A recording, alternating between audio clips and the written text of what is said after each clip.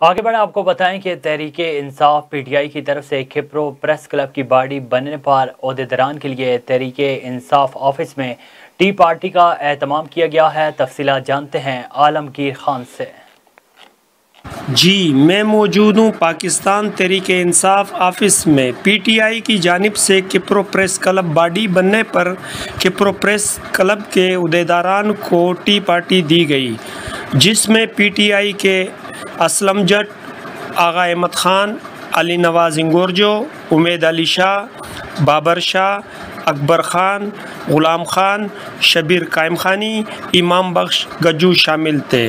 किप्रो press club के उहदेदारान में अब्दुल रज़ाक राजपूत, राणा जुल्फ़कार अली राजपूत, साजिद कायम खानी, हुसैन बख्श जुनेजो, महबूब उर्फ बाबू, मुजफ्फर सरफराज, हरेश कुमार ने शिरकत की।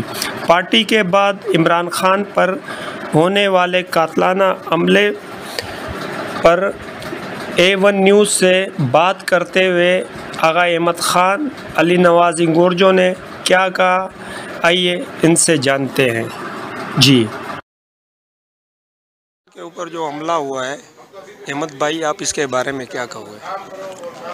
हम पहले तो अल्लाह ताला का शुक्र अदा करते हैं, बहुत बहुत एहसानात है अल्लाह ताला के कि खान साहब सलामत हैं। ज़ख्मी ज़रूर हैं, चोटें लगी हैं, पाँव पे गोली लगी है, पर अल्लाह ने उनको ज़िंदगी दी। ये जो अटैक हुआ है, ये एक साजिश है जिसमें पाकिस्तान के दुश्मन आना से वो शरीक हैं और जो पीडीएम की हुकूमत है वो इसकी ज़िम्मेवार है। और क्योंकि इन लोगों ने आप राना सनाउल्लाह के इंटरव्यूज़ देखे, उनके जो प्रेस कॉन्फ्रेंस देखी, हर जगह वो खान साहब को धमकियाँ देते रहे, इस पूरे मार्च को धमकियाँ देते रहे। तो हम इसकी मज़म्मत करते हैं और पाकिस्तान के अफवाज से और सुप्रीम कोर्ट ऑफ पाकिस्तान की चीफ जस्टिस से और सदर पाकिस्तान से हम अपील करते हैं कि इस पीडीएम के जो एक डाकू, एक दहशतगर्द शख्स बिठाया हुआ है वज़ीर दाखिला, इसको हटाया जाए।